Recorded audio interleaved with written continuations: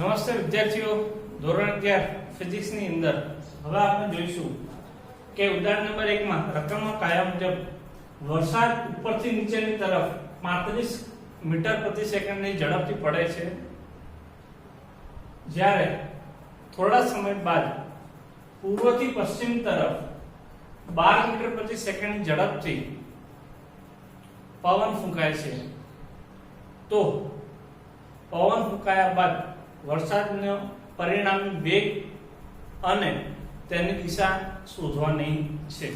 બરાબર છે? ઓકે. હવે આકૃતિમાં દર્શાવ્યા મુજબ VW જે પવનનો વેગ બતાવશે એનો સદિશ લઈ લઈએ, VR જે વરસાદનો સદિશ બતાવે છે એનો સદિશ લઈ લઈએ, તો સમાંતર બાજુ ચતુષ્કોણના નિયમ પરથી કેપિટલ R સદિશ જે આપણને પરિણામી સદિશ આપશે, તો લખીએ પરિણામી સદિશ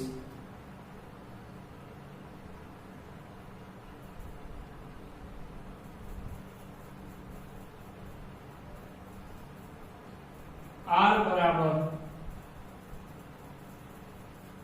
VW square plus VR square. કિંમતો મૂકી દઈશું અંદર, તો કિંમતો મૂકવાથી આપણને મળશે 12 નો વર્ગ વત્તા 35 નો વર્ગ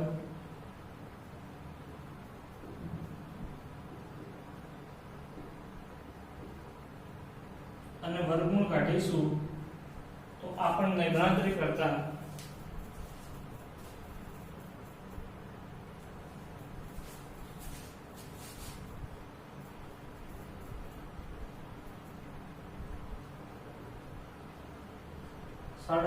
મીટર પ્રતિ સેકન્ડ મળશે. બરાબર છે? હવે આની દિશા બાકી છે, તો વેગવાળા સદિશોનું વિભાજન, સ્થાનાંતર અને વેગ એ વિડિયોની અંદર આપણે જોયું હતું કે દિશા નક્કી કરવા માટે હંમેશા tan θ નું સૂત્ર વાપરતા હોઈએ છીએ. તો અહીં tan θ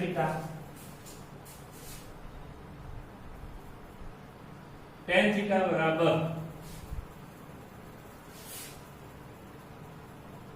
v sin θ upon v cos θ. આકૃતિ પરથી જોઈ શકીએ આ થીટા છે, તો આ એની સામેની બાજુ થશે, સામેની બાજુ એ VW છે, એટલે કે VW upon VR.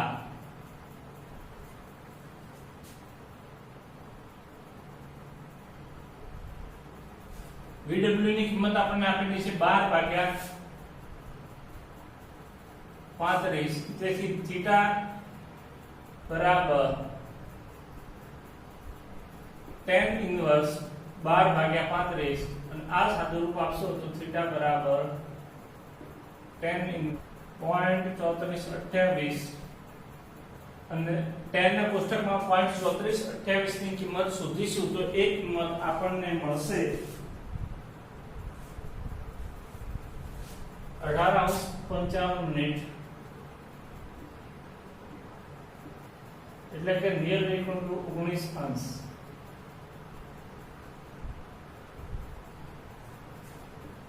ની દિશામાં પવન સાથે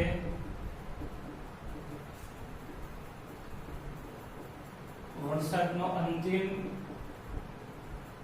વેગ મળશે.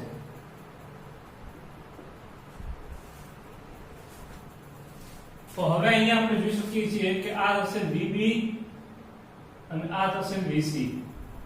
બંનેમાંથી નીકળતા સદિશો આપણે જો જોઈએ તો પરિણામી સદિશ જે છે એ આપણને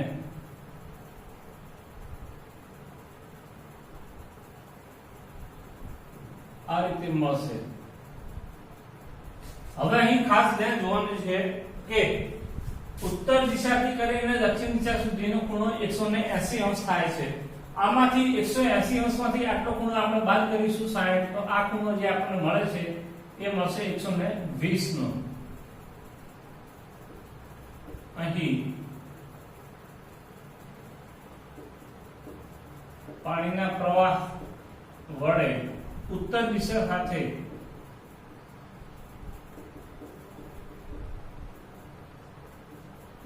180 - 60 120 અંશનો ખૂણો બને છે, બરાબર છે? ઓકે, તેથી થીટા બરાબર આપણે લઈશું 180 અંશ. હવે સમાંતર બાજુ ચતુષ્કોણના નિયમ માટેના સૂત્ર પરથી પરિણામી સદિશ R બરાબર માનકમાં VB square plus VC square two VB VC cos theta કિંમત મૂકી દઈશું. તો VB ની કિંમત છે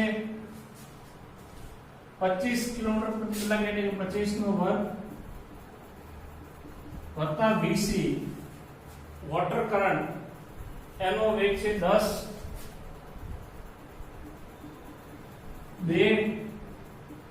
25 ગુણ્યા 10 ગુણ્યા cos 120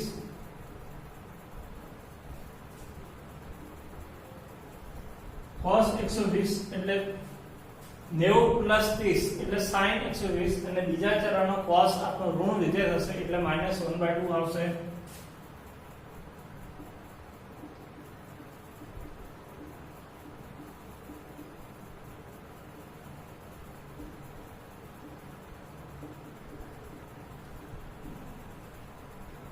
આખાનું મૂલ્ય થશે -1/2 કેન્સલ થઈ જશે અને આ બાદબાકી કરીશું 25 25 625 વત્તા 100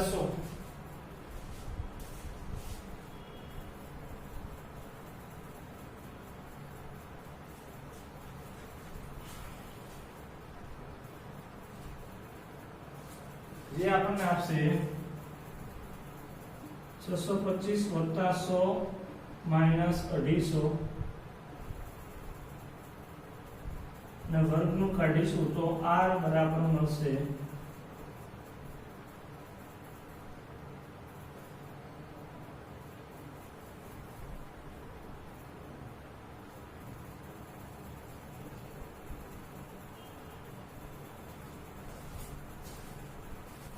ત્યારબાદ હવે અહીં આપણે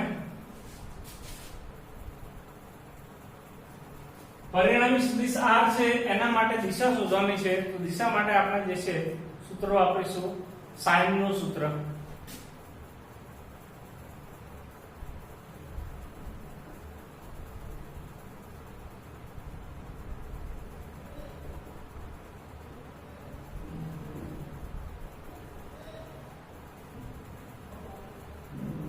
sin phi ને સૂત્ર કરતા બનાવીએ. sin phi બરાબર sin theta into V upon R.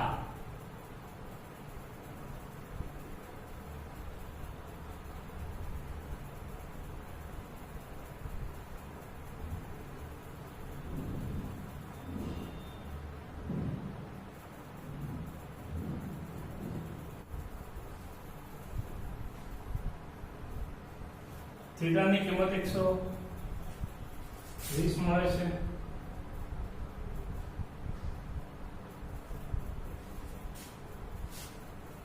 તો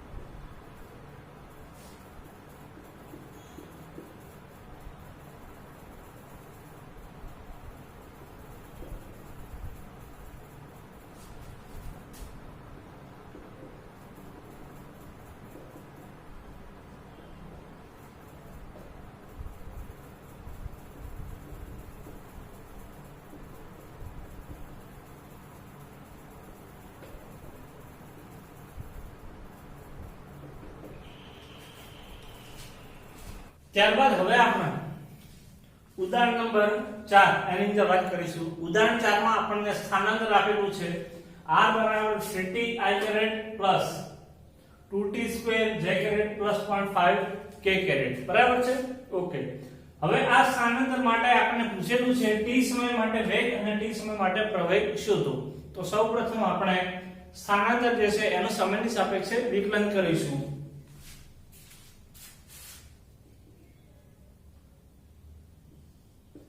તો vt બરાબર શું મળશે આપણને dr/dt. d/dt કિંમત મૂકી દઈએ. સદિશ r ની કિંમત 3ti કેરેટ વત્તા 2t² j કેરેટ વત્તા 0.5 કે છૂટું પાડશું તો d/dt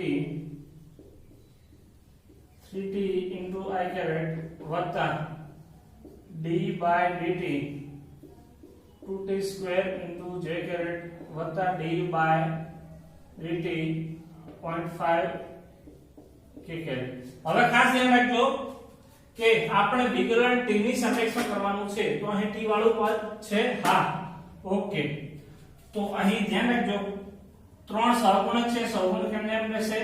વિકલનનો નિયમ ઘાત આગળ સહગુણકમાં જશે. t ની એક ઘાત છે અને ઘાતમાં એકનો ઘટાડો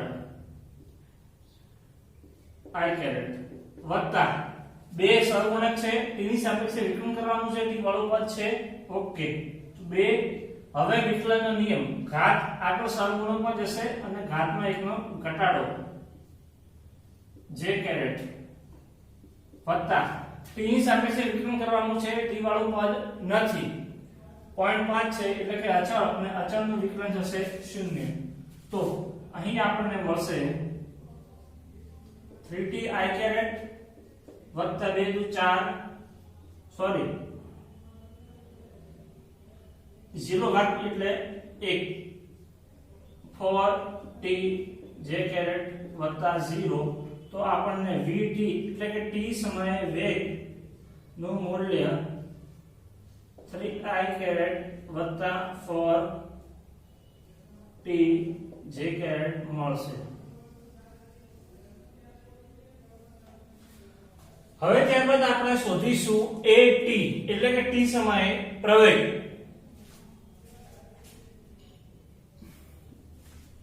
ફરીથી સમીકરણ નંબર 1 અને આપણે સમીકરણ નંબર 2. તો પ્રવેગ શોધવા માટે વેગનું સમયની સાપેક્ષે વિકલન કરીશું. તો ધ્યાન રાખજો at બરાબર d/dt v of t. d/dt v of t ની કિંમત કેટલી મળે આપણને 3i કેરેટ વત્તા 4t j કેરેટ અલગ પાડીશું d/dt 3i કેરેટ વત્તા d/dt. જોઈ શકીએ છીએ કે અહીં કોઈ t વાળું પદ નથી. વિકલન t ની સાપેક્ષે કરવાનું છે પરંતુ અંશમાં t વાળું પદ નથી એટલે અચળ સંખ્યા અને એનો વિકલન થશે 0. અહીં t વાળું પદ છે. t ની એક ઘાત આગળ જશે 4 * 1 * t ની 0 ઘાત j કેરેટ એટલે કે at બરાબર આપણને મળશે 4 મીટર પ્રતિ સેકન્ડ સ્ક્વેર * j કેરેટ. જે આપણે at નું મૂલ્ય મળે. ત્યારબાદ હવે આપણને કહ્યું છે એ પ્રમાણે t બરાબર 1 સેકન્ડ માટે વેગ. તો શોધીએ. હવે t બરાબર 1 સેકન્ડ માટે vt બરાબર 3i કેરેટ વત્તા 4t j કેરેટ. આ સમીકરણમાં આપણે t બરાબર 1 મૂકીશું. તો v1 બરાબર 3i caret plus 4 * 1 j caret એટલે કે 3i કેરેટ વત્તા 4 j કેરેટ v1 મળ્યો. હવે એનું માનાંક શોધવાનું છે. તો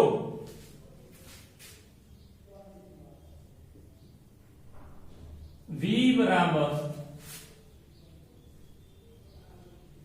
vx નો વર્ગ વત્તા vy નો વર્ગ આપણે જોઈ શકીએ છીએ અહીં કે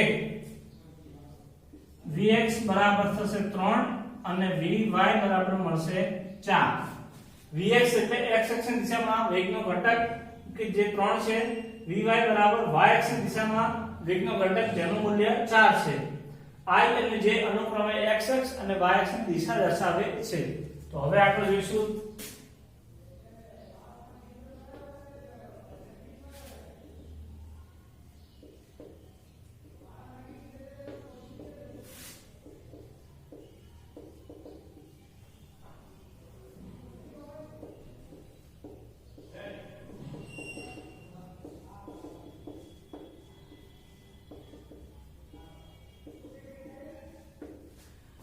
હવે ત્યારબાદ આપણે દિશા શોધવાની છે. તો પરિણામી વેગની દિશા શોધવા માટે આપણે જાણીએ છીએ સદિશોનું વિભાજન, સ્થાનાંતર, વેગ અને પ્રવેગ. એની અંદર આપણે જોયું છે કે પરિણામી સદિશમાં વેગનું દિશા નક્કી કરવી હોય તો એના માટે tan θ નો ઉપયોગ આપણે કરીએ છીએ.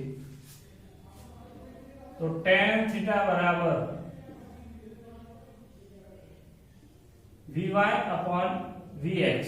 vy ની કિંમત 4, vx ની કિંમત 3. થીટા બરાબર tan ઇન્વર્સ 4/3 અને જેની કિંમત જે છે આપણે શોધીશું tan ના ટોગલમાં.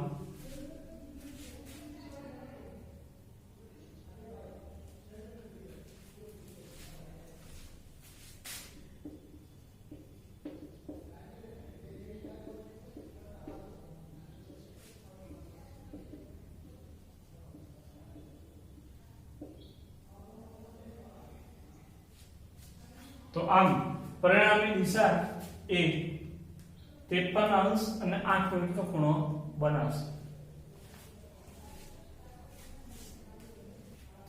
આકૃતિમાં દર્શાવ્યા મુજબ કોઈ એક સ્ત્રી પૂર્વથી પશ્ચિમ તરફ vb જેટલા વેગથી vc વેગની સાયકલ 12 મીટર પ્રતિ સેકન્ડ છે એ પૂર્વથી પશ્ચિમ તરફ જઈ રહી છે, ત્યારે ઉત્તરથી દક્ષિણ તરફ વરસાદ 35 મીટર પ્રતિ સેકન્ડની ઝડપથી પડી રહ્યો છે.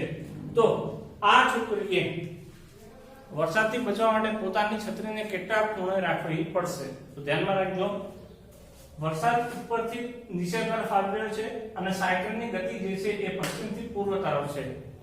અહીં આપણે સ્થિર જમીનની સાપેક્ષે છત્રી એવી રીતે રાખવી જોઈએ કે જેથી કરીને વરસાદ જે છે એ છત્રીની સામેની દિશામાં આવે. એટલે કે જો અહીં વ્યક્તિ જે છે છત્રી જે છે આ વ્યક્તિ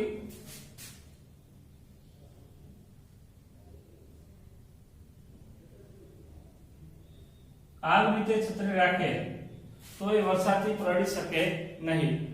બરાબર છે?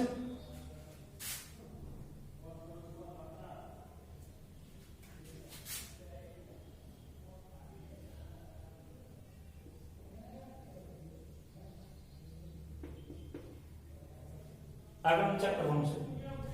આકૃતિમાં દર્શાવ્યા મુજબ પશ્ચિમથી પૂર્વ તરફ જતી છોકરી જો પોતાની છત્રીને આ રીતે દિશામાં રાખે કે જેના ઉપર પરિણામી સદિશ આપત થાય છે તો એ છોકરી વરસાદથી બચી શકે છે.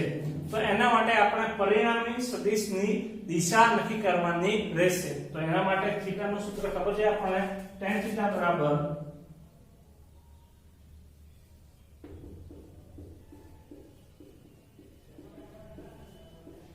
તે માટે તેણીએ વેગના પરિણામી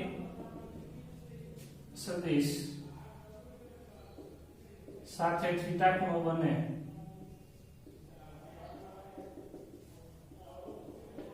તેવી રીતે ખુરશી રાખવી જોઈએ. તો હવે જોઈએ tan θ બરાબર sin θ upon cos θ. sin θ જોઈશું, sin નું મૂલ્ય મળશે આપણને vc upon vr. VC ની કિંમત જે છે મૂકી દઈશું. સાયકલનો વેગ આપેલો છે 12/35. આ ગણતરી કરીશું તો આપણને મળશે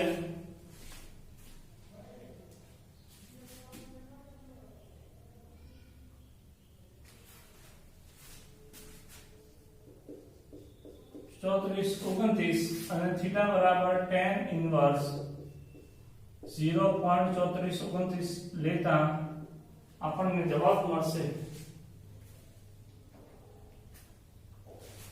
18:56 મિનિટ, એટલે નિયરલી ઇક્વલ ટુ 19 તો આમ છોકરીએ વરસાદથી બચવા માટે 19 ખૂણે પોતાની સાયકલ પર છત્રીને નવાવીને રાખવી જોઈએ.